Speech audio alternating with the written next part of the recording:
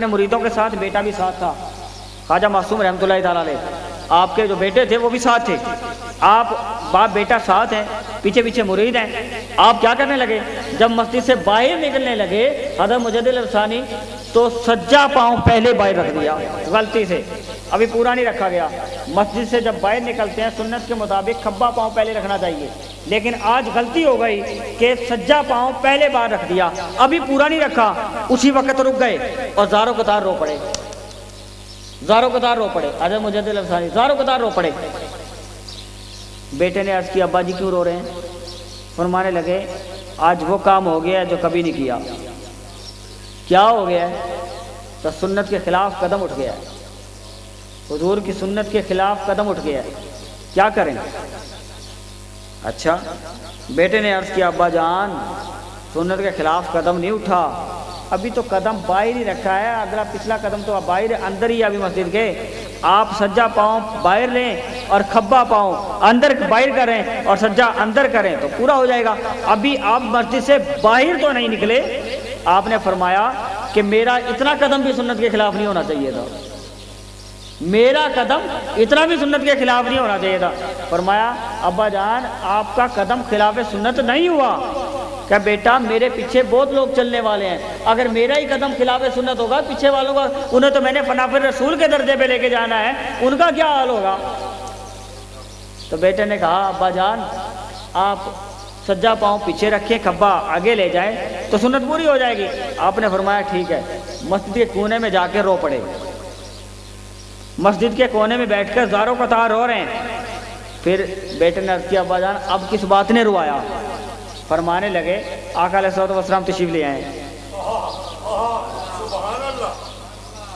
آقا علیہ الصلوۃ والسلام تشریف لے آئے کہ میں نے عرض کیا یا رسول اللہ وسلم آپ تشریف لے آئے، میرا تو خلاف قدم ہو گیا سنت کے، میرا تو قدم خلاف سنت ہو گیا۔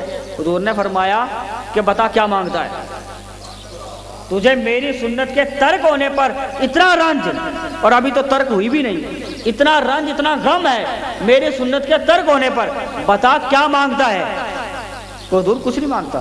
پھر حضور نے فرمایا جا تیرے مریدوں میں سے 70,000 مریدوں کی اعلیٰ شفاعت کروں گا، اس اجر میں کہ تو رو پڑا ہے میری سنت کے ترک ہونے پر، 70,000 مریدوں کو درجہ شفاعت اعلیٰ دوں گا۔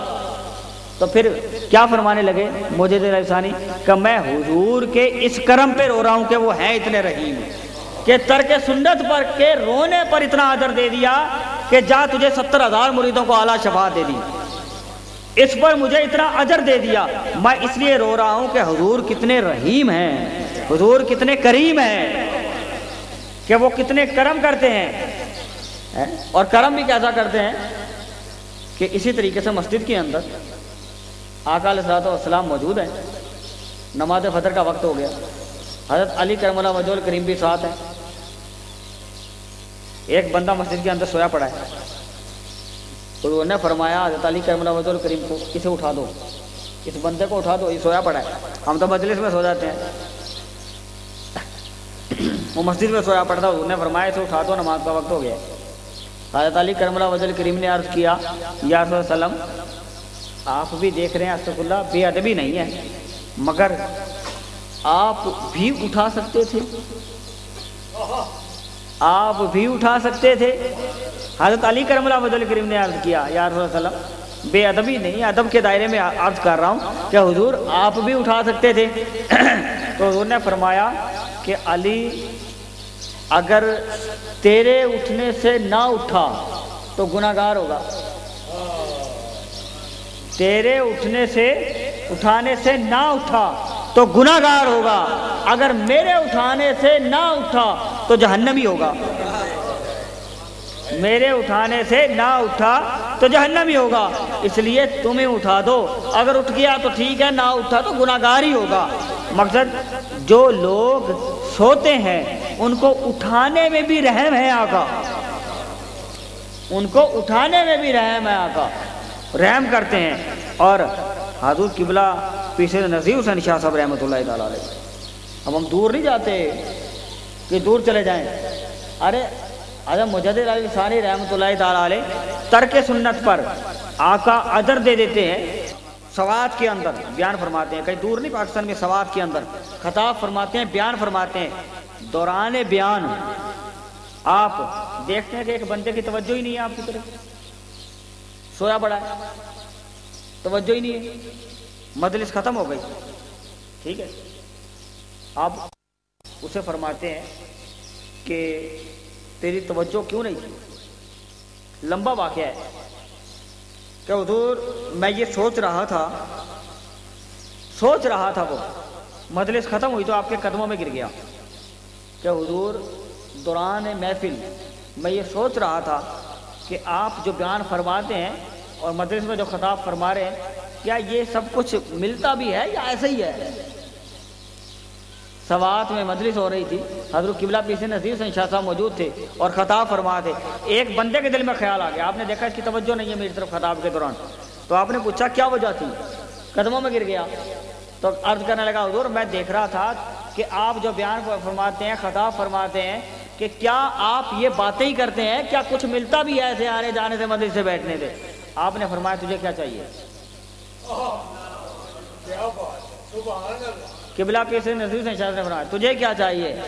تو آپ نے اس نے عرض کیا کہ یا قبلہ پیر سے نذیر حسین شاہ صاحب مجھے جنت چاہیے، مجھے جنت چاہیے۔ آپ نے فرمایا جنت چاہیے، میں لکھ کے دے دیتا ہوں، تجھے جنت مل گئی، تجھے جنت دے دی۔ اذان آ گئی ہے، قبلہ کی بات تھی تو جھوٹی ہو ہی نہیں سکتی۔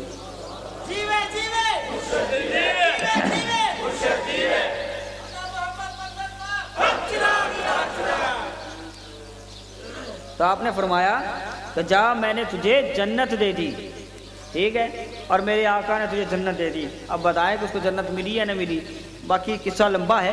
تو مقصد میرا یہ بات کہنے کا، سمجھانے کا مقصد یہ تھا کہ اگر حضرت مجدد علیہ الثانی 70,000 مریدوں کی شفاعت حضور فرما سکتے ہیں تو ہمارے بزرگ جن کا ہم عرس مناتے ہیں وہ بھی جنتیں تو یوں ہی ہتھیلیوں میں دے دیتے ہیں۔ لیکن آپ بھی سفر کی گرد و غبار کو اپنے اوپر طاری کر لیں تاکہ جہنم کے دھوئیں سے بچیں، حضور نے فرمایا ہے، ٹھیک ہے نا۔ حضور تو ایسے کریم ہے، رحیم ہے، ٹھیک ہے نا، تو اس لیے آپ کرم کرتے ہیں۔ حضرت عبداللہ بن شخیر رضی اللہ تعالیٰ عنہ یہ روایت کرتے ہیں، ابو داؤد کے اندر حدیث ہے، وہ کہتے ہیں کہ میں آقا علیہ الصلوۃ والسلام کی ملاقات کے لیے آپ کے گھر مبارک میں گیا۔ یہ حضرت عبداللہ بن شخیر رضی اللہ تعالیٰ عنہ وہ روایت کرتے ہیں کہ میں حضور کی ملاقات کے لیے حضور نبی کریم صلی اللہ علیہ وسلم کے گھر مبارک میں گیا اور آقا علیہ الصلوۃ والسلام کو اندر نماز ادا فرماتے دیکھا۔ بات توجہ طلب ہے، حضور کو اندر گھر میں نماز پڑھتے دیکھا۔ اور فرماتے ہیں حضرت عبداللہ بن شخیر رضی اللہ تعالیٰ عنہ، اور میں نے اپنے کانوں سے سنا دوران نماز آقا علیہ الصلوۃ والسلام کا رونے کا عالم یہ تھا۔ دوران نماز اپنے گھر کے اندر حضور کی نماز میں روتے ہوئے عالم یہ تھا کہ فرماتے ہیں کہ میں نے کانوں سے سنا کہ خدا کی قسم دوران نماز حضور کے گریہ و بکا کی وجہ سے آپ کے سینہ اقدس سے جو آواز آ رہی تھی جیسے ہنڈیا کے سالن پکنے کی آواز آ رہی ہے، حضور کے رونے کی آواز دوران نماز، اور نماز بھی اپنے گھر میں ادا فرما رہے تھے حضور۔ حضرت حسن بصری رضی اللہ عنہ روایت کرتے ہیں ابھی ابن ابی دنیا کے اندر کہ آقا علیہ السلام نے فرمایا وہ آنکھیں جو اللہ کے خوف میں روئی اور ان کے رونے پر ان کا دل گواہی دیتا ہے کہ میں واقعی اللہ کے خوف میں، اللہ کی محبت میں، اس کی یاد میں رو پڑا، اور ریاکاری کا رونا نہیں ہوتا۔ وہ اب کوئی بندہ کہہ دے یار یہ تو رو پڑا، ڈرامے کرتا ہے، واہ واہ کرتا ہے، شور بھی چاہتا ہے، ڈرامے کرتا ہے، نہیں، یہ ڈرامہ آپ نہیں کہہ سکتے۔ کیوں کہ حضرت حسن بصری نے فرمایا کہ اس رونے پر اس بندے کا دل گواہی دے دے کہ میں واقعی دل سے اس کی محبت میں، اس کی یاد میں، اس کے خوف و خشیت میں رو رہا ہوں، تو پھر وہ رونا ریاکاری کا رونا نہ ہوا، اس کی یاد میں، اس کے خوف میں رونا ہوا۔ اور جب دل کی رکت اور آنکھوں کو رونا مل جاتا ہے تو فرمایا وہ رونے والا جب اللہ کے خوف میں روتا ہے، اس کے ارد گرد، بڑی توجہ طلب بات ہے، اس کے ارد گرد بیٹھے ہوئے لوگ ساروں پر اللہ کی رحمت برستی ہے، اور سب کو اللہ پاک رحمت سے حصہ بھی عطا فرما دیتا ہے۔ اور خواہ اس کے ارد گرد بیٹھے ہوئے لوگوں کی تعداد 20,000 تک کیوں نہ چلی جائے۔ حضرت حسن بصری نے فرمایا کہ اگرچہ ان رونے والا ایک بندہ ہے، اگرچہ اس کے ارد گرد والے لوگوں کی تعداد 20,000 تک بھی کیوں نہ چلی جائے، ان کو اللہ کی رحمت سے حصہ ملتا ہے، اور ان پر اللہ کی رحمت برسائی جاتی ہے۔ وہ ایک بندے کا اگر دل چوٹ کھا گیا۔ حضرت عتبہ بن عبداللہ الاسم رضی اللہ تعالیٰ عنہ روایت کرتے ہیں، حضرت سبقی رضی اللہ تعالیٰ عنہ سے میں نے سنا، ہمیں یہ حدیث پہنچی۔ کیا حدیث پہنچی؟ قیامت کے دن تمام اعمال کا وزن کیا جائے گا، سب چھوٹے بڑے ظاہری باطنی چھپے ہوئے تمام عمل کو تولا جائے گا، اس کے اخلاص کو تولا جائے گا، اس کے حسن نیت کو دیکھا جائے گا، سوائے ان آنسوؤں کے جو صرف اللہ کی خوف کی وجہ سے آنکھوں سے گر گئے، سب سارے اعمال تل رہے ہوں گے۔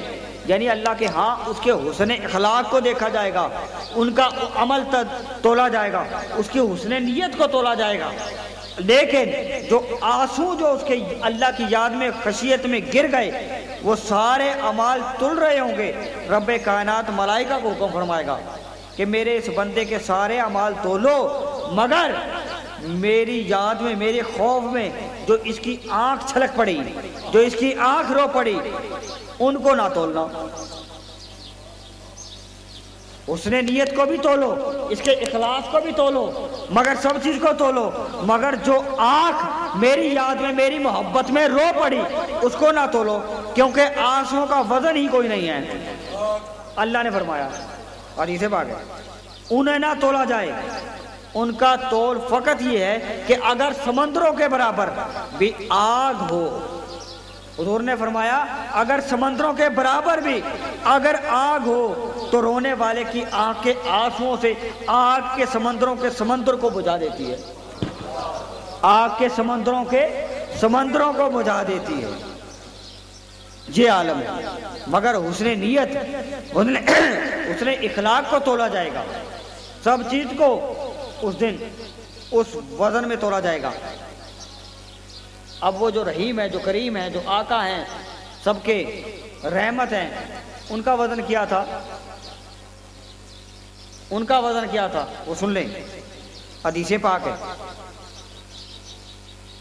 شان کیا ہے ان کی؟ شجاعت یہ ہے کہ معجزات ہیں، حضور کے معجزات ہیں، جن کی انگلی کے ایک اشارے سے چاند چیر جائے، جن کے ہاتھ کے اشارے سے ڈوبا سورج پلٹ آئے، جن کے اذن سے، انگلی کے اشارے سے کنکریاں کلمہ پڑھنے لگ جائیں، جن کے دست مبارک سے نہریں پانی کی رواں ہو جائیں، مردہ اشارے سے زندہ ہو جائیں، جو اشارہ کر دے تو پہاڑ چل پڑیں۔ تصرفات کی اتنی حد، جہاں کسی نے ایک شعر بھی کہا، قربان جاؤں یا نبی تیرے مقام پر، قربان جاؤں یا نبی تیرے مقام پر، تو نے تو پتھروں